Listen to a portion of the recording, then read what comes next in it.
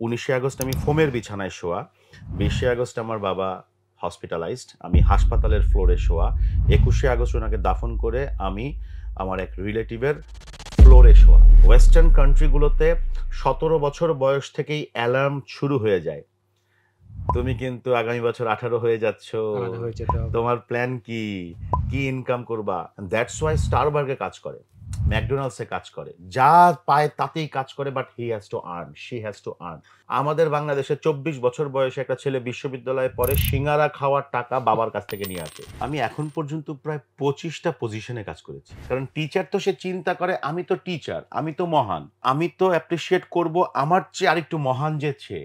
Mentor চিন্তা করে যে না, আমার তো ওকে মহান বানাতে হবে। 2025 এর পর থেকে তো আপনি অ্যাটিটিউড বেসড হায়ারিং দেখবেন, যে ভাই তোমার দক্ষতাও দেখতে চাই না, জ্ঞানও দেখতে চাই না, আমি তোমাকে বদ্ধ রুমে ঘরের ভেতরে আমি রেখে দিব, চারদিকে ক্যামেরা থাকবে, আমি দেখব তুমি কোন সিচুয়েশনে কি আচরণ করতেছো, এরপরে আমি তোমাকে আমার টিমের সঙ্গে তুমি কি করতে পারবে আমার জন্য, যা বলবেন তাই করতে পারবো। আচ্ছা, কবে থেকে করতে পারবা? যেদিন বলবেন সেদিন পারবো। Any time means no time, any day means no day, any work means no work, anywhere means you are nowhere.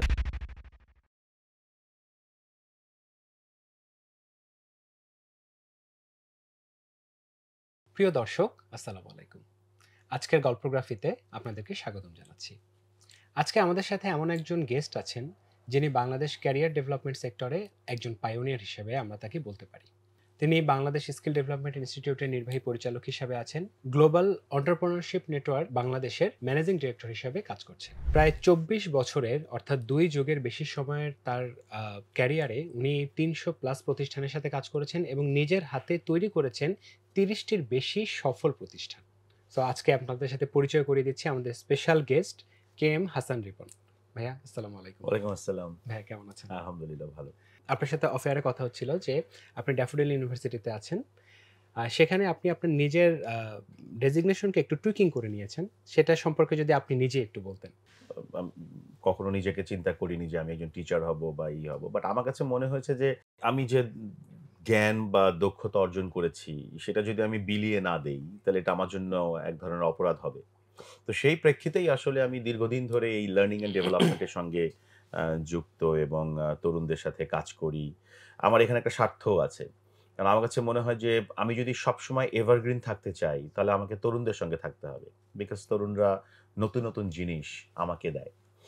So সেই প্রেক্ষিতেই আসলে ড্যাফোডিল ইন্টারন্যাশনাল ইউনিভার্সিটিতে থেকে যখন একটা সুযোগ আসে আ স্টুডেন্টদের জব রেডিনেসটা বৃদ্ধি করবার জন্য, তখন আমি বলি যে আ I don't want any other designation. আমি চাই আমাকে সবাই এমপ্লয়াবিলিটি মেন্টর হিসেবে ট্রিট করুক। আমি তাদের মেন্টর হতে চাই। আমি যখন ক্লাসরুমে যাব সবাই যেন আমার লার্নিং পার্টনার হয়। তো এই লার্নিং পার্টনার মানে মেন্টর হিসেবে তাদের বন্ধু হয়ে যাওয়ার জন্যই আসলে আমি বলি আমি ড্যাফোডিল ইন্টারন্যাশনাল ইউনিভার্সিটিতে এমপ্লয়াবিলিটি মেন্টর হিসেবে কাজ করি। সো আপনার এই টার্মটার ইমপ্যাক্টটা কিভাবে পড়ছে? মানে অ্যাজ ইউজুয়াল একজন টিচার হিসেবেই দেখছেন নাকি রিয়েল মেন্টর হিসেবে আপনি স্টুডেন্টদের সাথে কাজ করতে পারছেন? এখনকার টিচিং স্টাইল সম্পূর্ণ পরিবর্তন হয়েছে এবং এটা হতেই হবে। ওকে। কারণ এখন যারা আসছে তারা বাই বর্ন, তারা আর্টিফিশিয়াল ইন্টেলিজেন্স, তারা টেকনোলজি, তারা স্মার্টফোন, এই ডিভাইসগুলোর মাধ্যমে তারা কিন্তু ডেফিনিটলি স্মার্টার দেন আস। আমাদের চেয়ে তারা অনেক স্মার্ট। সেক্ষেত্রে আমি সাদা কালো টেলিভিশনের আমলের মানুষ। আমি যদি তাদেরকে গিয়ে বলি যে, "আমি তোমাদের শিক্ষক, আমি তোমাদের শেখাবো", এক ধরনের ডিফারেন্স, একটা গ্যাপ তৈরি হবে। এই এমপ্লয়াবিলিটি মেন্টর বা মেন্টরশিপটা যখন আমি অনুধাবন করে আমি যখন ক্লাসে এটা বলার চেষ্টা করলাম যে, "look, don't treat me as your teacher", যে আমি একজন টিচার আসছে, তোমাদেরকে এই দাঁড়াতে হবে। Not that. চলো একসঙ্গে বন্ধু হই। এইটা হওয়াতে কি হয়, একজন ছাত্র বা ছাত্রী তার মনের কথাটা বলতে পারে। সে খুলে বলে তার প্রবলেমটা, এবং এখনকার লার্নিং স্টাইলটা হয়ে গেছে এরকম হ্যান্ডস অন। আপনি দেখবেন, আপনি শুনবেন, আপনি নিজে হাতে করবেন, ভুল হবে, আবার সেটাকে রিপিট করবেন। এই হচ্ছে আপনার টিচিং আ মেথোডোলজি হয়ে গেছে এখন এটা। তো সেই জায়গায় you can't be a teacher anymore. You have to be friend and smartly আমরা বলি বি আ মেন্টর। মানে অনেক বেশি প্র্যাকটিক্যাল আসলে সবকিছু। মারাত্মক practical, because it's a both way learning. আপনার অভিজ্ঞতা আর এখনকার স্টুডেন্টদের রিয়েল ওয়ার্ল্ডের সঙ্গে ধাক্কা খাওয়া, দুটাকে মিলতে হবে। তো ওর ধাক্কা, আমার অভিজ্ঞতা, দুটো যখন একসঙ্গে মেলে তখন কিন্তু ট্রু সেন্সে আপনার লার্নিংটা ডেভেলপ হয়। কিন্তু আমি যদি মনে করি যে না আমিই সব বলে যাব, ওরা শুধু শুনবে, ওয়ান ওয়ে কমিউনিকেশন দিয়ে সার্টিফিকেট হবে, 4 out of 4 হবে, বাট এমপ্লয়েবল হবে না। আমি একটু আপনার নিজের একটা গল্প শুনতে চাচ্ছি। আমার জানা মতে এখন ড্যাফোডিলে সম্ভবত ১ম বাংলাদেশে এন্টারপ্রেনারশিপের উপর আলাদা ব্যাচেলর আ কোর্স চালু করেছে যেটা। তো আপনাদের সময়টা কেমন ছিল আসলে? আপনারা যখন মানে নিজেদেরকে গড়েছেন বা নিজেরা যেভাবে এসেছেন, লাইক আজকে থেকে ৩০ বছর আগে তো ডেফিনিটলি আপনার মতো একজন মেন্টর যদি আপনি পেতেন, তখন তো আপনার ওই প্রেক্ষাপটে আপনার জন্য অনেক ইজি হয়ে যেত বিষয়গুলো। পেয়েছি। ওকে? আমি এটার সঙ্গে সম্পূর্ণ দ্বিমত। আচ্ছা। আমি খুঁজেছি, আমি পেয়েছি। আমার লাইফে আমি যদি মেন্টর না পেতাম, আমি তো এই পর্যন্ত আসতে পারতাম না। পৃথিবীর শুরুর দিন থেকে মানুষ মেন্টর পেয়েছে। আমরা এখন মেন্টরশিপটাকে আরো বেশি গুরুত্ব দিচ্ছি। ওকে। কারণ যেহেতু বাংলাদেশের সম্পদ কি? বাংলাদেশের সম্পদ তো হিউম্যান রিসোর্স। সৌদি আরব তেল রপ্তানি করে। ওরা তেলটাকে রিফাইন করে আমাদেরকে পাঠায়, আমরা কিনে নেই। পৃথিবীতে এখন মানুষের সংখ্যা কমে যাচ্ছে বিভিন্ন দেশে। আমাদের মেইন রিসোর্স মানুষ আছে। আমাদেরকেও মানুষকে রিফাইন করলে আমরা কিন্তু এই মানুষগুলোকে কি করতে পারবো? আমরা বাইরে তাদেরকে মানে একদম নগ্ন ভাষায় বলি রপ্তানি করতে হ্যাঁ। পারবো। অ্যান্ড দেন এই মানুষগুলো যখন বাংলাদেশের পতাকা নিয়ে বিভিন্ন দেশে যাবে, তখন কিন্তু আল্টিমেটলি ইকোনমিক ডেভেলপমেন্ট সবকিছুই হবে। তো আপনার যে প্রশ্নটা ছিল, আমিও আমার লাইফে যখন যেখানে খুঁজেছি আমি সেখানে পেয়েছি। আমাদের সময় মানুষ খুঁজতো কম। কারণ আমাদের সময় মানে কম্পিটিশনটাও একটু অন্যরকম ছিল। স্পিড একটু কম ছিল। এখন যেটা হয়েছে, স্পিড বেড়েছে। প্রতিদিন কোম্পানি তৈরি হচ্ছে। প্রতিদিন হাজার মানুষ। আমাদের সময় তো এত প্রাইভেট ইউনিভার্সিটিও ছিল হুম, না। হুম। এখন তো প্রায় ১৩০ এর উপরে পাবলিক প্রাইভেট ইউনিভার্সিটি। সো ওখানে তো আমাদের সময় তো কম, হাতে গোনা কিছু ইউনিভার্সিটি ছিল। ছাত্রছাত্রী পাসও করত কম এসএসসি, এইচএসসি। তো কম্পিটিশন কম। ওই মানে প্রফেশনাল গ্রুমিং এর প্রয়োজনটাও ছিল কম। নলেজ বেস হায়ার হতো আমাদের সময়। নলেজ বেস হায়ার হতো। এখন কি হায়ার হচ্ছে? এখন হায়ার হচ্ছে স্কিল বেসড। সো আমার যখন নলেজ বেস হায়ারিং এর যখন আমার প্রয়োজন হতো, আমার মেন্টর খুঁজতে হতো এবং তার সাথে আমার গল্প করতে হতো। পার্কে গল্প করতে হতো। তার অফিসে গিয়ে চা খেয়ে গল্প করতে হতো। তিনি আমাকে নলেজ দিতেন। সেই নলেজ আমি ইন্টারভিউ বোর্ডে দিতাম। আমার জব হতো। এখন হয়েছে স্কিল বেসড হায়ারিং। আরো ডেঞ্জারাস বিষয়, ধরেন 2025 এর পর থেকে তো আপনি অ্যাটিটিউড বেসড হায়ারিং দেখবেন। যে ভাই তোমার দক্ষতাও দেখতে চাই না, জ্ঞানও দেখতে চাই না। আমি তোমাকে বদ্ধ রুমে ঘরের ভেতরে আমি রেখে দিব। চারদিকে ক্যামেরা থাকবে। আমি দেখব তুমি কোন সিচুয়েশন এ কি আচরণ করতেছো। এরপরে আমি তোমাকে আমার টিমের সঙ্গে that's called the attitude based, and already fortune 500 কোম্পানির অনেক কোম্পানি ইন্ট্রোডিউস করেছে এই attitude based hiring. So mentor সবসময়ই ছিল। খোঁজার তাগিদটার উপর নির্ভর করে। তো আমি একটু বিপরীতগামী না, হয়ে ইটস বললাম। ইটস বাট ইটস কমপ্লিটলি ওকে ভাইয়া। মানে এটা জানার জন্যই আসলে। হুম, সো এখনকার প্রেক্ষাপটে আপনি খুব মানে ভাইটাল দুটো পয়েন্ট বলেছেন। একটা হচ্ছে নলেজ, একটা হচ্ছে স্কিল। সো আপনি অলমোস্ট আপনার ক্যারিয়ারে প্রায় লক্ষাধিক মানুষকে তাদের ক্যারিয়ার চুজ করতে হেল্প করেছেন। তাদেরকে ক্যারিয়ারকে সামনে এগিয়ে নিয়ে যেতে ক্যারিয়ার গ্রোথ নিয়ে কাজ করেছেন। সো এই জেনারেশন এই ২ টা ডিস্টিংগুইশ করতে পারছে কিনা বা করলেও এই ২ টারই যে প্রয়োজন আছে বা ২ টা একই সাথে নিয়ে যে এগিয়ে যাবার বিষয়টা, এটা যদি কিভাবে হতে পারে সমন্বয়টা আমাদের অডিয়েন্সকে যদি আপনি একটু বলেন? আমরা এখন একটা মানে ট্রানজিশন এর মধ্যে আছি। আর ট্রানজিশন পিরিয়ড সবসময় একটু চ্যালেঞ্জিং হয়। আমাদের ট্রানজিশনটা হচ্ছে এই যে কিছুক্ষণ আগে বললাম, নলেজ বেস সোসাইটি করব, স্কিল বেস সোসাইটি করব, না অ্যাটিটিউড বেস হুম, সোসাইটি করব। আমরা একটা ট্রানজিশন এর মধ্যে আছি। আমাদের টিচাররা বলছে মেমোরাইজ করো। কারণ যুগ ধরে মেমোরাইজেশন এর মাধ্যমেই আমরা পেপার বেসড পেন্সিলের মাধ্যমে অ্যাসেসমেন্ট দিয়েছি। হুম। তো টিচাররা বলছে মেমোরাইজ করো। ছাত্ররা বলছে মেমোরাইজ করব, তাহলে দক্ষতা কি হবে? তো ওরা আমাদের কাছ থেকে শোনে যে দক্ষ হও, টিচারদের কাছ থেকে শোনে সিজিপিএ পাও, আবার কোম্পানিগুলো অনেকে বলছে না তোমার আচরণ দেখে চাকরি দিব। সো এই যে ট্রানজিশন পিরিয়ডে একটু চ্যালেঞ্জিং অবস্থা আছে, যে কারণে আমাদের তরুণদের মধ্যে একটু কনফিউশন আছে। সো কনফিউশনের কারণে যেটা হচ্ছে যে অ্যাকচুয়ালি জব মার্কেটের জন্য যে প্রিপারেশনটা, এই প্রিপারেশনটা কনভোকেশনের পরে স্টুডেন্টরা শুরু করে আচ্ছা। জব মার্কেটের প্রিপারেশনটা, যেটা আসলে হওয়া উচিত নয়। উন্নত দেশগুলো কনভোকেশনের আগেই, গ্র্যাজুয়েশনের আগেই বা কোর্স শেষ হওয়ার আগেই ওই কোর্সটাকে কিভাবে ব্যবহার করবে তার ট্রেনিংও পাশাপাশি চলতে থাকে। আমি টংজি ইউনিভার্সিটিতে পড়াশোনা করেছি কিছুদিন। সো টংজি ইউনিভার্সিটিতে গিয়ে দেখেছি গ্র্যাজুয়েশনের মাঝামাঝি সময়ে ছাত্ররা ইন্টার্নশিপের জন্য একদম ফর্মাল ইন্টারভিউ দিচ্ছে। আচ্ছা। এবং এমপ্লয়াররা আসছে, এমপ্লয়াররা এসে বলছে যে ২ বছর পর আমি আবার আসবো। বাট এই ডিমান্ডগুলো আমার আছে। এগুলো আমি দেখতে চাই তোমাদের মধ্যে আছে। চলে যাচ্ছে। ২ বছর পর আবার আসছে। সো কয়েকটা ধাপে ওদের ইন্টারভিউ সেশন হচ্ছে এমপ্লয়ারদের কাছে। টংজি ইউনিভার্সিটি চায়নাতে। চায়না আজকে কোথায়? হুম, লার্জেস্ট হুম। কান্ট্রি শুধু না, এখন রিচেস্ট কান্ট্রিও অলমোস্ট হয়ে গেছে। কারণ কি? ওরা ওই জব রেডিনেসটা কোন সময় দিচ্ছে? আর আমরা কোন সময় দিই? নরমাল একটা পাইথন কোর্স শুরু করেন। ৩ মাসের পাইথন কোর্স। ৩ মাস পর ছেলেটা পাইথন কোর্স শেষ হবে। পাইথনের উপরে সে একটা সার্টিফিকেট পাবে। এখন সেটাকে ব্যবহার করবে কোথায়? ইনস্টিটিউশন গুলো ওই ব্যবহারিক জায়গাটা বলে যে তুমি তোমার নিজের দায়িত্বে দেখে নাও। বাট আমাদের দেশে তো মানুষ বেশি। আমাদের অন্য দেশের সঙ্গে তা দেখলে তো চলবে না। আমাদের দেশে মানুষ বেশি। আমাদেরকে ওই ব্যবহারিক দিকটাও শেখাতে হবে। যে শুধু পাইথন কোর্স করালে হবে না। ওকে সঙ্গে একটা প্রজেক্টও করান এবং কাজ পাওয়ার উপায়গুলো ওকে বলে দেন। সো দ্যাট যখন সে সার্টিফিকেট পাবে তখন যেন সে ওই ব্যবহারিক বিষয়টাও সে জানতে পারে। এই জায়গাটাতে গ্যাপের কারণে আমাদের তরুণরা আমি মনে করি কনফিউজড আর একটু আমি বলব যে রিলাক্টেন্ট, ভেরি রিলাক্টেন্ট, উদাসীন। এই উদাসীনতার প্রসঙ্গে ভাই একটা প্রশ্ন আসলো, যেটা হচ্ছে যে মানে আমাদের জব নেচারের জন্য আমাদেরকে প্রচুর রিক্রুটমেন্টের মধ্যে দিয়ে যেতে হয়। সো দেখা যায় যে অনেক সময় আমরা আমাদের আশেপাশের অনেকেই বলতে থাকে যে ভাই জব নেই, চাকরি হচ্ছে না, কিছু করছি না। বাট আমরাই যখন আবার ইন্টারভিউ কল করছি, সেই ক্ষেত্রে এই যে উদাসীনতার যে বিষয়টা, হয়তো সিভি ঠিক মতো দিচ্ছে না, বা দিলেও যে পরীক্ষা থাকে সেখানেও যে ফার্স্ট যে অ্যাসেসমেন্ট সেখানে কিছু নেই, যেদিন যে টাইমে আসার কথা উল্টো আমরা ফোন দিচ্ছি ভাই কোথায়, সে হয়তো বলতেছে আসছি। তো এই যে পুরো বিষয়টা, আপনি তো মানে আপনার দীর্ঘদিনের অভিজ্ঞতা নিয়ে এরকম বহুত কেস হ্যান্ডেল করেছেন। চাইলে এরকম অনেক কেস স্টাডিও দিতে পারেন। তো এটা কি আসলে মানে কোনো একটা মাইন্ডসেটের সমস্যা? নাকি আমাদের এডুকেশন সিস্টেমের মধ্যে কোনো একটা গ্যাপ চলে আসছে?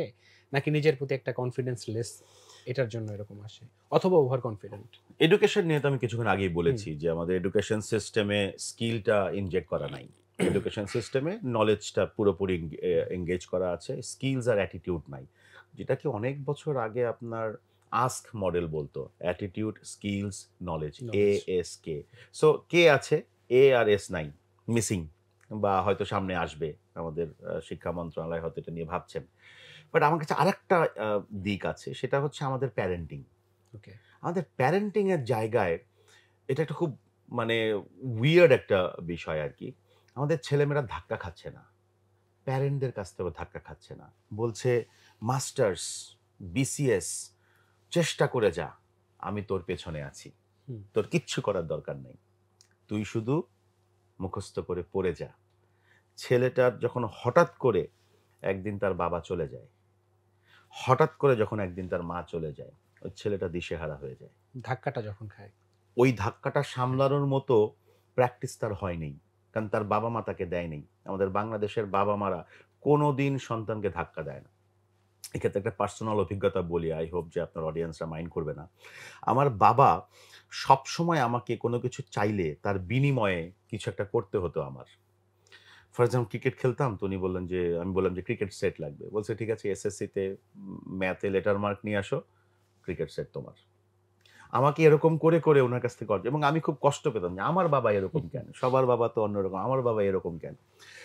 বাট আমি যখন ১৭ বছর বয়স তখন হঠাৎ করে আমার বাবা একদিন আ চলে গেলেন। হঠাৎ করে চলে গেলেন। ২০শে আগস্ট উনি বুকে ব্যথা করলেন। ১৯শে আগস্ট আমি ফোমের বিছানায় শোয়া। ২০শে আগস্ট আমার বাবা হসপিটালাইজড। আমি হাসপাতালের ফ্লোরে শোয়া। ২১শে আগস্ট উনাকে দাফন করে আমি আমার এক রিলেটিভের ফ্লোরে শোয়া। এই যে ট্রান্সফরমেশন আমার। মাত্র ৩ দিনে, মাত্র ৭২ ৩ ঘন্টার দিনে। মধ্যে। ফোমের বিছানা, হাসপাতালের বেড অ্যান্ড দেন ফ্লোর। এখান থেকে I realized যে what a life! বাট তখন আমি রিয়ালাইজ করেছি যে আমার বাবা যে কাজটা করতেন, ওই যে ধাক্কাগুলি উনি দিতেন, যে চাইলেই পেয়েছি, বিষয়টা উনি এরকম যেহেতু করতেন না, আমার মধ্যে একটা সহনশীলতা, রেজিলিয়েন্স, যেটা এখন সবচেয়ে গুরুত্বপূর্ণ স্কিলস, রেজিলিয়েন্ট মানে যত ঝামেলাই আপনার হোক আপনি মোকাবেলা করার সক্ষমতা রাখেন, that is called the resilience. ওইটা আমাদের ছেলে মেয়েদের মধ্যে আমাদের বর্তমান প্যারেন্টসরা দিচ্ছে না। এটা যে কত বড় ভয়ঙ্কর হচ্ছে, ওয়েস্টার্ন কান্ট্রিগুলোতে 17 বছর বয়স থেকেই অ্যালার্ম শুরু হয়ে যায়, তুমি কিন্তু আগামী বছর 18 হয়ে যাচ্ছ, আলাদা হয়ে যেতে হবে। তোমার প্ল্যান কি, কি ইনকাম করবা, মাথার মধ্যে ঢুকিয়ে দেয়। দ্যাটস ওয়াই স্টারবার্গে কাজ করে, ম্যাকডোনাল্ডসে কাজ করে, যা পায় তাতেই কাজ করে, but he has to earn, she has to earn. আমাদের বাংলাদেশে 24 বছর বয়সে একটা ছেলে বিশ্ববিদ্যালয়ে পড়ে, সিঙ্গারা খাওয়ার টাকা বাবার কাছ থেকে নিয়ে আসে। So what you can expect? একটু কঠিন হয়ে গেল কথাগুলো, হয়তো অনেকে মাইন্ডও করতে পারেন, but reality is like that. আমাদেরকে প্রস্তুতিটা শুধুমাত্র নিচ থেকে না, আশপাশ থেকেও আসতে হবে, বিশেষ করে বাসা থেকে আমাদের এই প্রেশারটা কিছুটা লাগবে, বাবা মার কাছ থেকেও। এক্ষেত্রে ভাইয়া যখন আপনারা কাউকে মেন্টরিং করেন বা গ্রুমিং করেন, তো এই এই চ্যালেঞ্জগুলোকে সামনে রেখে বা এটার সলিউশনগুলো আপনারা কিভাবে দেওয়ার চেষ্টা করেন? আমরা যখন মেন্টরিং করি তখন আমরা প্রথমেই যেটা করি যে তাকে সত্যি কথা আহ, বাক্য দিয়ে তাকে গোসল করিয়ে দেই না। বাক্য মানে হচ্ছে একের পর এক তাকে আমি লেকচার দিয়ে তাকে, তখন মনে মনে সে বলে যেগুলি তো সব জানি আমি, হুম, হুম। বরং তাকে আমি রিয়েলাইজ করাই অ্যাক্টিভিটি দিয়ে। ফর এক্সাম্পল, ধরেন আমি যদি আপনাকে বলি যে শোনো, আগামী এক সপ্তাহের মধ্যে তোমাকে এনিহাও 50 টাকা আর্ন করে উই হ্যাভ টু সেলিব্রেট, আমরা আনন্দ করব এবং তোমাকে 10টা সিঙ্গারা তোমার নিজের টাকায় কিনতে হবে। এখন 10টা সিঙ্গারার দাম হয়তো 50 টাকা, বাট ওকে নিজের ইনকাম করে বোর্ড করতে হবে এবং তার সঙ্গে কিছু কন্ডিশন থাকে। তুমি এমন কোনো কাজ করবা না যেটা তুমি মানুষকে বলতে পারবা না, তোমাকে তোমার গায়ের যে সামর্থ্য আছে সেটা দিয়ে তোমাকে আর্ন করতে হবে। ওকে ওই হ্যাবিটের মধ্যে নিয়ে আসা, ওকে বলে দেওয়া, ওর পোটেনশিয়াল জায়গাগুলো ধরিয়ে দেওয়া, ওকে নেগেটিভ না বলা। ওকে যদি বলেন যে তুমি তো কথা খুব সুন্দর করে বলো, তোমার আই কন্ট্যাক্টও খুব সুন্দর, দেখো তুমি যেভাবে করে আমার সঙ্গে হাত মেলালে, এটা তো খুব মানুষ চায় অ্যাপ্রিসিয়েশন চাই। অ্যাপ্রিসিয়েশন। আপনি যখন একজন মেন্টর হয়ে, এবং এটা একমাত্র মেন্টরই পারে, কোনো টিচার অ্যাপ্রিসিয়েট করতে পারে না। কারণ টিচার তো সে চিন্তা করে আমি তো টিচার, আমি তো মহান, তা আমি তো অ্যাপ্রিসিয়েট করব আমার চেয়ে আরেকটু মহান যে সে।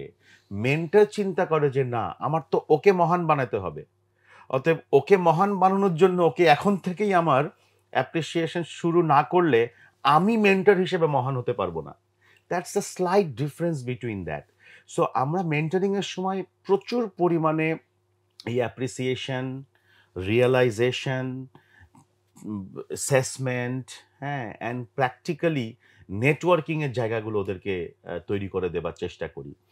So that's how we actually develop. ভাইয়া প্রথমে যেটা বলছিলাম যে আপনার কিন্তু নিজের হাতে তৈরি করা সফল প্রতিষ্ঠানের সংখ্যা 30+। সো আপনার অ্যাজ অ্যান এন্টারপ্রেনার আপনার কিন্তু দীর্ঘদিনের অভিজ্ঞতা এবং সেখানে অনেক সফলতার কাহিনী আছে, আমি নিশ্চিত অনেক ব্যর্থতার কাহিনীও আছে।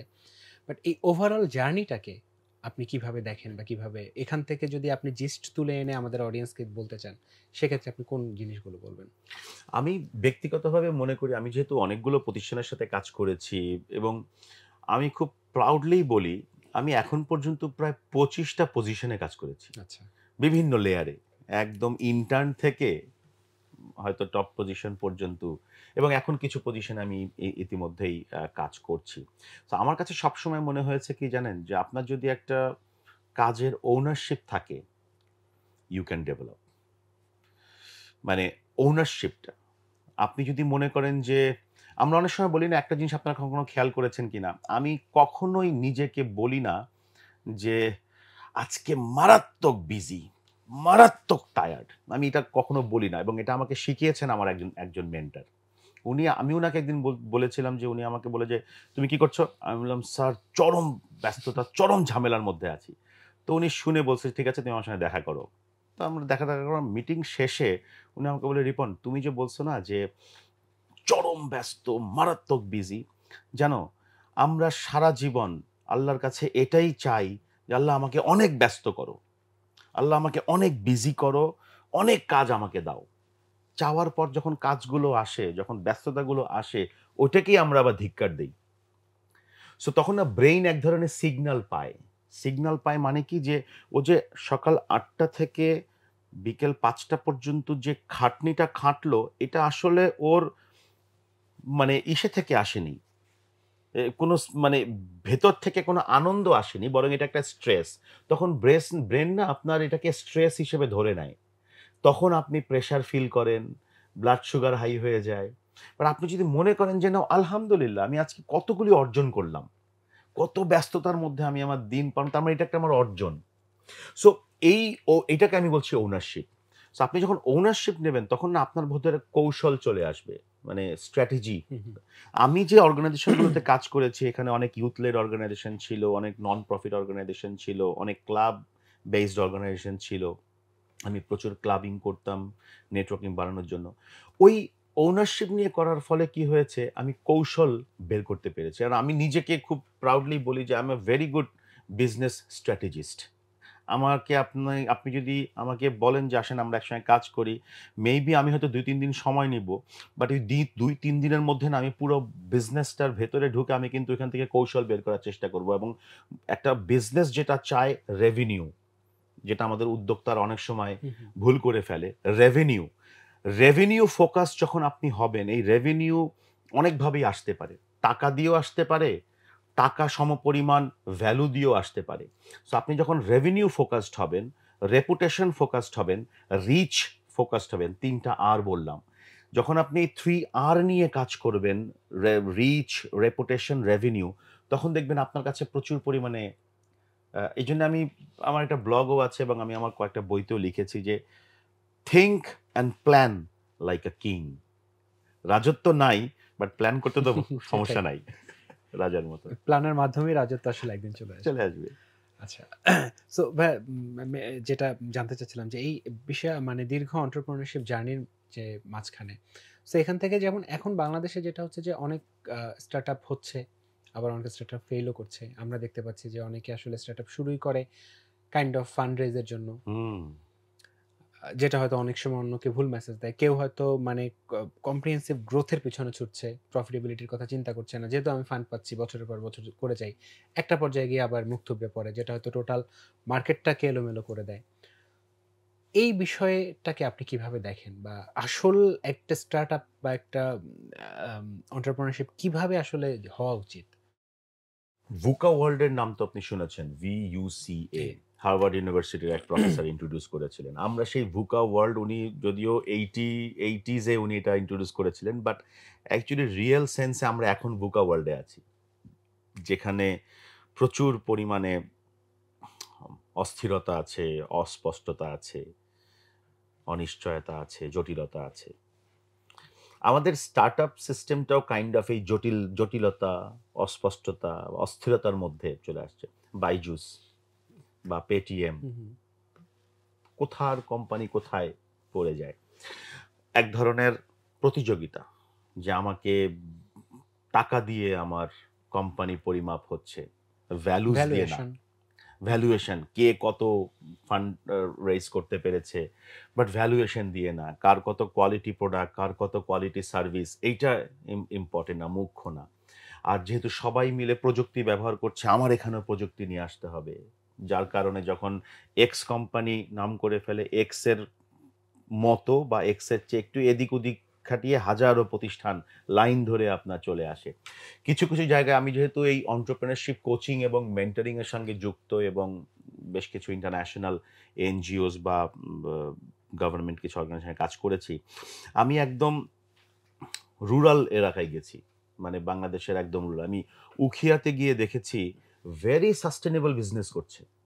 বিশ্বাস করবেন না। আমাদের শহর কেন্দ্রিক স্টার্টআপ বা ব্যবসার চেয়ে ভেরি সাস্টেইনেবল বিজনেস এবং স্টার্টআপ তৈরি করছে আপনার রুরাল। ওকে। উখিয়ার মতো জায়গায়, সাতক্ষীরার মতো জায়গায়, খুলনাতে যেই জায়গাগুলো আমরা সচরাচর দেখি না। পেপার পত্রিকায় হয়তো ঢাকা অথবা চিটাগং বেসড বা প্রাইভেট ইউনিভার্সিটি বেসড স্টার্টআপস গুলোকে নিয়ে আমরা নাড়াচাড়া করি। কিন্তু ওই জায়গাগুলোতে কিন্তু ভালো প্রবলেম একটাই, ওখানকার বিজনেসগুলো মানে রুরাল এরিয়ার বিজনেসগুলো আপনার ফর্মালাইজড ওরা করছে না। এই জায়গাটাতে আমাদের একটা চ্যালেঞ্জ আছে। যেমন অনেকে ব্যবসা করছে, ট্রেড লাইসেন্স নাই। হুম। ব্যবসা করছে, ব্যাংক অ্যাকাউন্ট নাই। ওরা মনে করে আমার ব্যাংক অ্যাকাউন্ট করতে গেলে যে আমার ঝামেলাতে তো আমার ব্যবসা ক্ষতি হবে। ওই সেন্সটা নাই। But they are doing good. আমাদের বাংলাদেশে ঢাকা শহর ভিত্তিক যে প্রতিষ্ঠানগুলো আছে সেখানে এক ধরনের অস্থিরতা চলছে। আর আমি আরেকটা জিনিস আমার কাছে খুব খারাপ লাগে, সেটা হচ্ছে, খারাপ বলব না, মানে একটু অবাক লাগে। সেটা হচ্ছে আমি এরকম অনেক মানুষকে চিনি যারা আইডিয়া তৈরি করা যাদের কাজ। আইডিয়া তৈরি করবে, আইডিয়া কম্পিটিশনে যাবে, আইডিয়া অ্যাওয়ার্ড পাবে, দেন ওই আইডিয়া ডিসলভ হয়ে যাবে। ৪ টা বললাম। আইডিয়া তৈরি করবে, আইডিয়া কম্পিটিশনে যাবে, উইন করবে, ডিসলভ রিজলভ করবে, হয়ে আবার যাবে। আরেকটা কম্পিটিশনে সে আবার আরেকটা আইডিয়া তৈরি করবে। এই চলছে। মানে মাঝখান থেকে কিছু ফান্ডিংও আসবে। মাঝখানে কিন্তু ফান্ডিংও আসবে, ওইটা নিয়ে কিছু নাড়াচাড়া হ্যাঁ। হবে, অ্যান্ড দেন নাই। সো এইটা কিন্তু সিরিয়াসলি এটা একটা বড় অ্যালার্মিং, হ্যাঁ? যে এবং অনেক অর্গানাইজেশনও আছে যারা এই জিনিসগুলো নিয়ে তারা চিন্তা করছে, এবং অনেক ক্ষেত্রে আবার আইডিয়া চুরি হয়ে যাওয়ারও হুম, হুম, হুম। অভিযোগ আমরা শুনছি, যে এরকম ছোটখাটো কিছু কম্পিটিশন করে অ্যাকচুয়ালি তারা আইডিয়াগুলো নিচ্ছেন, আইডিয়াগুলো যার মেইন আইডিয়া তার খবর নাই, ও পিচ করছে কোথাও, হ্যাঁ। কোথাও না। সো এই জায়গাগুলোতে আমাদের একটা বিশাল মানে ইকোসিস্টেম, যেটাকে আমরা আসলে গ্লোবাল এন্টারপ্রেনিউরশিপ নেটওয়ার্ক নিয়ে আমরা কাজ করছি, এটা প্রায় ২০০ টা দেশের নেটওয়ার্ক। আমাদের এখানের মূল বিষয়টাই আমরা করি, সেটা হচ্ছে এই এন্টারপ্রেনিউরিয়াল ইকোসিস্টেমের প্রত্যেকটা স্টেক হোল্ডারকে একযোগে কাজ করতে হবে। আপনি বলছেন, মোটিভেশন দিচ্ছেন যে আইডিয়া তৈরি করো, আমরা আছি। আচ্ছা, আইডিয়া তৈরি করার পর ও কোথায় যাবে? ও যাবে হচ্ছে ধরেন আপনার বিজনেস ফর্মালাইজেশন এর জন্য হয়তো সে সিটি কর্পোরেশনে যাবে। তো সিটি কর্পোরেশন কি আমাদের স্মার্ট? সিটি কর্পোরেশনের পরে ও হয়তো তার প্রোডাক্ট সার্ভিস লাইসেন্সের জন্য সে আরেকটা অথরিটির কাছে হুম, যাবে। হুম। তার আইডিয়া পেটেন্ট করা যায় কিনা বা তার আইডিয়াকে সুরক্ষিত করার জন্য সে হয়তো আরেকটা স্টেক হোল্ডারের কাছে যাবে। সে কি স্মার্ট? ফান্ডিং এর জন্য সে হয়তো আপনার বাংলাদেশে ভেঞ্চার ক্যাপিটাল ব্যাংকস গুলোতে যাবে। ব্যাংকগুলো কি আ স্মার্ট? তো আল্টিমেটলি আমরা মোটিভেশন দিলাম, ও উদ্যোক্তা হবে সেটাও ভাবলো, এবং সে দৃঢ় মনোভাব নিল যে হ্যাঁ, আমি জব সিকার হতে চাই না, আমি জব ক্রিয়েটর হতে চাই। তো ক্রিয়েটরও হলো, সিদ্ধান্তও নিল। বাকি যে স্টেক হোল্ডার গুলো তাদের স্মার্টনেস এর অভাবের কারণে ও তো ক্রিয়েটর হয়েও কিছু করতে পারল না। তো এই জায়গাগুলো নিয়ে আমরা কাজ করছি যে এটাকে কিভাবে স্ট্রেনথেন করা যায়। বাংলাদেশে কিন্তু সবগুলো পিলার ঠিকমতো কাজ করলে হুম, হুম, হুম। বাংলাদেশ কিন্তু ওয়ার্ল্ডের নাম্বার 1 এই জব ক্রিয়েটর প্রোডিউস আ দেশ হবে। কিন্তু সমস্যা হলো যে এই ওয়ান স্টপ সলিউশন হচ্ছে না আমাদের বাংলাদেশে। ভাই এই সবগুলো পিলার আসলে একসাথে মানে কাজ করার ক্ষেত্রে কি ভূমিকা রাখা যেতে পারে আপনার দিক থেকে? বা এগুলো কি হলে আসলে সিস্টেমটা করবে বলে আপনার মনে হয় রান আমি করবে? আমি আমি আ আমি এক্সাক্টলি জানি না আসলে এটা আমাদের মানে আ সম্ভবত যারা টপ পলিসি মেকারস আছেন তারা হয়তো এটা খুঁজে বের করবেন। বাট আমার কাছে মনে হয় যে নতুন করে তো বানানোর কিছু নাই হুম, হুম, বাংলাদেশে। হুম। সবই আছে। বাংলাদেশে ভেঞ্চার ক্যাপিটালস আছে, বাংলাদেশে ব্যাংকস আছে, বাংলাদেশে সেন্ট্রাল ব্যাংকের পলিসি আছে, বিডার মতো প্রতিষ্ঠান আছে। সেখানে আপনার আ টোটাল পলিসি ড্রাফট করা আছে। সিটি কর্পোরেশন রেডি আছে। উপজেলা পর্যন্ত আপনার অনলাইনে আপনি চাইলে আ ট্রেড লাইসেন্স, প্রোডাক্ট লাইসেন্স সব নিতে পারবেন। ট্রেনিং ইনস্টিটিউশনস আছে, মেন্টররা বসে আছে, ইন্টারন্যাশনাল এজেন্সিগুলো ফান্ডিং নিয়ে আসছে, বিভিন্ন আইএনজিও গুলো প্রজেক্ট নিয়ে আসছে উদ্যোক্তাদের ফ্রি ট্রেনিং এবং ফান্ডিং দেওয়া, সব বাংলাদেশে আছে। তার মানে তো সবকিছু আসলে আছে। বাংলাদেশে সব আছে। হ্যাঁ, এক টেবিলের মধ্যে আছে, বাট প্ল্যাটার নাই। ওকে। বুঝছেন?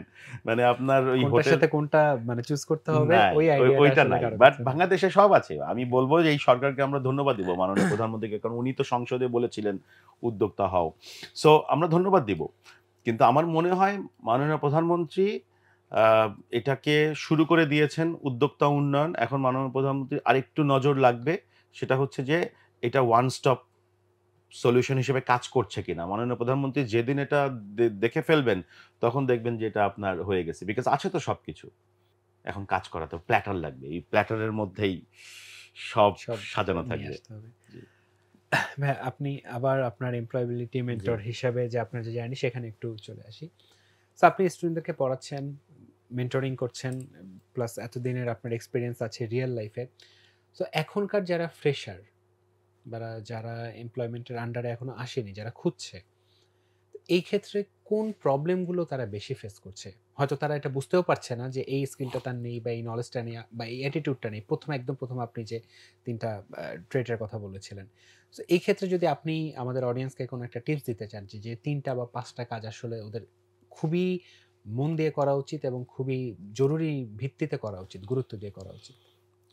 আমি সবসময় বিশ্বাস করি এবং আমি এখনো এটা মানি এবং আমি নিজে এভাবে চলি। আমি যদি কোনো জিনিস চাই এবং সেটা যদি আমি আসলে মন থেকে চাই, তাহলে অটোমেটিক ব্রেন আমাকে ক্লু দেয়া শুরু করবে। আমাদেরকে আল্লাহ এভাবে করেই বানিয়েছেন। আমরা সৃষ্টি হয়েছি এভাবে। তো আমাদেরকে, আমি আপনার অডিয়েন্স, আমাদের তরুণদেরকে বলব যে ফার্স্ট কি করতে চাই, এটা আমাকে আগে কাগজে লিখতে হবে।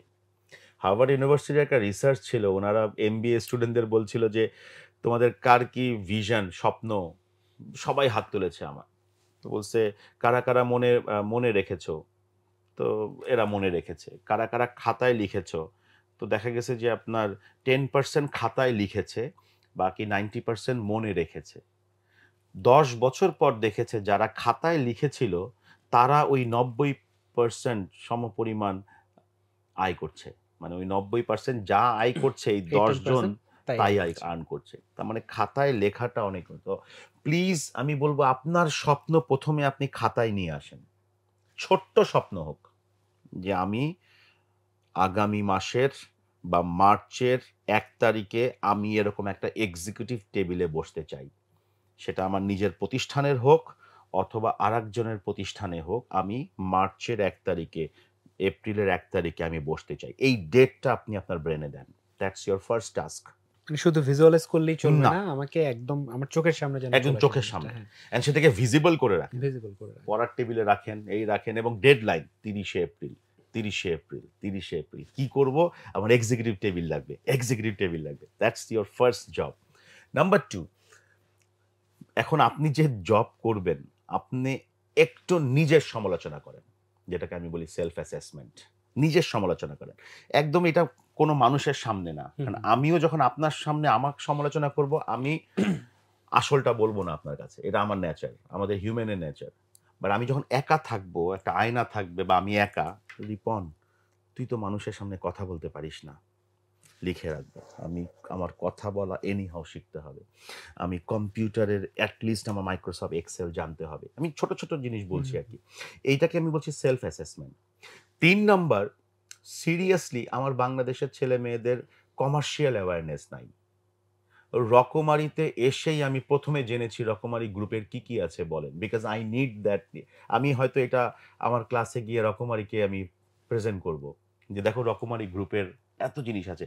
এই যে কোম্পানি রিসার্চ, এটা নাই। যদি থাকতো তাহলে তারা দেখতো বাংলাদেশের প্রত্যেকটা ছোট বড় কোম্পানিতে ক্যারিয়ার নামে একটা ট্যাগলাইন থাকে।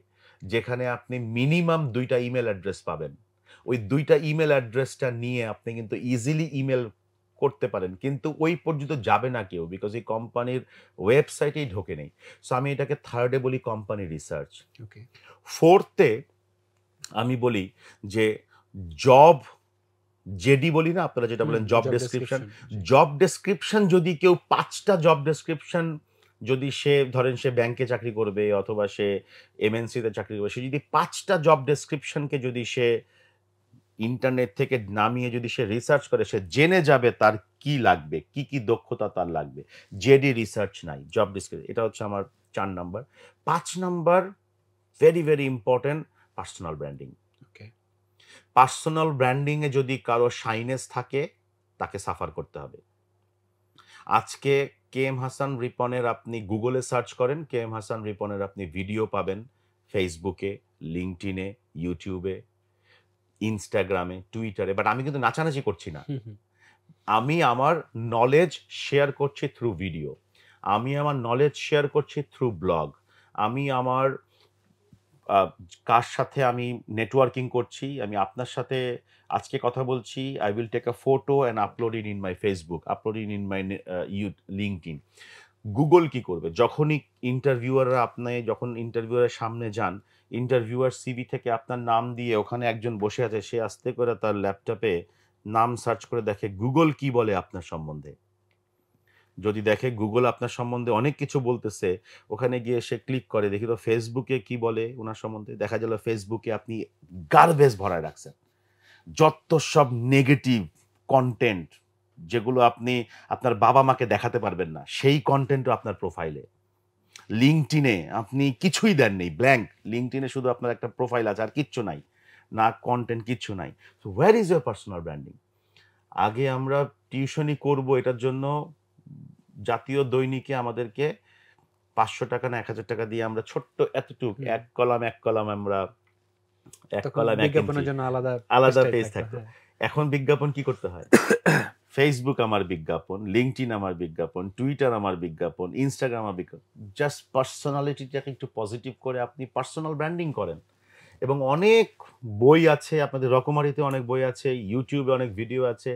পার্সোনাল ব্র্যান্ডিং যেদিন থেকে করা শুরু করবেন, আমি গ্যারান্টি দিচ্ছি, আপনার নাম্বারও দিয়ে দিয়েন, 3 মান্থসের মধ্যে যদি পজিটিভ পার্সোনাল ব্র্যান্ডিং করে যদি সে কোনো ফল না পায়, I will change my name. On the record আমি বলছি এটা। সো এই ৫ টা জিনিস যে আমি বললাম, এটা যদি কেউ করে, তার জব রেডিনেস থেমে থাকবে না। সে শুধু একের পর এক অফার পাবে। বিকজ বাংলাদেশে আই বিলিভ কাজের অভাব নাই, চাকরির অভাব আছে। কাজের কোনো অভাব নাই, বাট চাকরির অভাব আছে। এই শব্দটাই ভাই যদি আরেকটু এলাবোরেট করেন, খুবই ইন্টারেস্টিং, যে কাজের অভাব নেই কিন্তু চাকরির অভাব আছে। তার মানে সে কাজ করতে পারবে, কাজ করতে পারবে, ইনকামও করতে পারবে, চাকরি করতে পারবে না, চাকরি পাবে না সহজে। ফর এক্সাম্পল, আমাকে ফেসবুকে বলে, ভাই আমাকে একটা চাকরি দেন। তো এই প্রশ্নটা শুনলে নর্মালি ১০০ জনের মধ্যে ৯০ জন এটাতে কোনো উত্তর দিবে না, ১০ জন একটু কিউরিয়াস হবে। তা আমি যেহেতু জ্ঞান দেই বেশি, তো আমি ওকে জিজ্ঞেস করি, আচ্ছা তুমি কি করতে পারবে আমার জন্য? যা বলবেন তাই করতে পারবো। আচ্ছা, কবে থেকে করতে পারবা? যেদিন বলবেন সেদিন পারবো। তো আমি আমার স্টুডেন্টদের সবসময় বলি, যারা আমাকে দেখছেন বা যদি কেউ আমার কানেক্টেড থাকেন তারা জানবেন, আমি বলি, any time means no time, any day means no day, any work means no work, anywhere means you are nowhere. আর এই ৪টা জিনিসই আমাদের ছেলেমেয়েরা বেশি ব্যবহার করে। স্যার যা কাজ দিবেন তাই করতে পারবো, সব পারবো। সব পারবো, তার মানে আপনি কিছুই পারবেন না। সো বাট আপনি যদি আজকে বলেন যে স্যার বা ভাইয়া বা বস, রিসেন্টলি আমি ফটোশপ শিখেছি, বা রিসেন্টলি আমি পাওয়ার পয়েন্ট শিখেছি, আমার কি আপনার এখানে কাজ করার কোনো সুযোগ হতে পারে? পৃথিবীতে ১০০টা কোম্পানিকে আপনি যদি লিঙ্কডইনের মাধ্যমে হোক বা ফেসবুকের মাধ্যমে হোক, যেভাবে হোক, যার সঙ্গে দেখা, তারা যদি এই কথাটা বলা শুরু করেন যে I know power point, is there any opportunity for me, I know power point, is there any opportunity for me, বিশ্বাস করেন আপনি ২ জনের কাছ থেকে হইলেও বলবে যে কি বলতো, পাওয়ার পয়েন্টে ভালো মতো পারবা তো না? যে আমি নিজে সাক্ষী এটা। আমি একটা জায়গায়, মানে কোনো একটা প্রতিষ্ঠানে, সেই সময় আমি মাইক্রোসফট, এমএস ওয়ার্ড, এক্সেল শিখেছি। শেখার পর আমি আমার মামাকে গিয়েই বলছি, আমি এক্সেল পারি। আর আমার মামার কষ্ট করে তার অফিসের পিয়ন পাঠায়া ফোন ফ্যাক্সের দোকান থেকে আপনার কাগজ করে নিয়ে আসতে আমার মামা আমাকে ইনস্ট্যান্ট কাজ দিয়ে দিলেন। এক্সেল। সো দ্যাটস ওয়াই আমি বলি যে ভাই, বাংলাদেশে কাজের অভাব নাই, চাকরির অভাব আছে। ভাই এটার সাথে যে এই যে সফট স্কিল গুলো সম্পর্কে আমাদের যে একটা মানে এটার গুরুত্ব কি আমরা বুঝতে পারছি না, এটা কি একটা কারণ? মারাত্মক, মারাত্মক। কারণ কি, মানে সফট স্কিলস তো আপনাকে অবজার্ভ করে আপনাকে বোঝা যায়। সফট স্কিলস কিন্তু মেজারেবল স্কিলস না। আমরা ২ ধরনের স্কিলস আছে। একটা পরিমাপযোগ্য দক্ষতা, আর একটা নন প নন। মানে অপরিমাপযোগ্য দক্ষতা। সো পরিমাপযোগ্য দক্ষতা মানে হচ্ছে আমি পাওয়ার পয়েন্ট পারি। তার মানে আমি জানি ওকে আমি কাজ দিব, পাওয়ার পয়েন্ট তৈরি করবে, আমি মিলিয়ে দেখব, হ্যাঁ ঠিক হয়েছে। আর অপরিমাপযোগ্য মানে হচ্ছে যেগুলো সফট স্কিলস। ধরেন কমিউনিকেশন। মানে আপনার ওই পার্সোনাল ব্র্যান্ডিং এর ওই প্রসঙ্গটা থেকেই রাইট। সম্পর্ক প্রশ্নটা আসলো। সো ধরেন পার্সোনাল ব্র্যান্ডিং। পার্সোনাল ব্র্যান্ডিং এ আমি কিন্তু আপনার পরিমাপযোগ্য, মানে মাইক্রোসফট এক্সেল এর চেয়ে আমি দেখব ছেলেটা রাগ হয়ে কথা বলছে। আচ্ছা, ছেলেটা যখন কথা বলছে তার মধ্যে কি একটু ফান ভাব আছে, একটু হাসি ভাব আছে? আচ্ছা, এই ছেলেটার চোখটা কি ভালো? কারণ আপনি তো আপনার একজনকে কাজ দেবেন, বলবেন যে হ্যাঁ, তুমি আমার টিমে এসে যুক্ত হও। ওই টিমে হয়তো আরো ৫ জন ছেলেমেয়ে আছে। তো ওই ছেলেটা যদি চোখ ঠিক না থাকে, তার তাকানো যদি ঠিক না হয়, ও তো এই টিমে থাকতে পারবে না। সো এই সফট স্কিলসের জায়গাটা ভেরি ইম্পর্টেন্ট, এবং এটা একদম এখান থেকে, মানে আপনার শরীরের আচার আচরণ, বডি ল্যাঙ্গুয়েজ, হাত কিভাবে নাড়াচ্ছেন, কথা কিভাবে বলছেন, যে কোনো খারাপ সিচুয়েশনে বা কোনো একটা নতুন রুল চেঞ্জ হলো সেটাকে আপনি কিভাবে হজম করছেন, যেটাকে আমরা অ্যাডাপ্টেবিলিটি স্কিলস বলছি। একই কাজ আপনি একইভাবে বছরের পর বছর করছেন কিনা, যেটাকে আমরা ক্রিয়েটিভিটি বলছি। কাজের মধ্যে নতুনত্ব আনছেন কিনা, যেটাকে আমরা ইনোভেশন বলছি।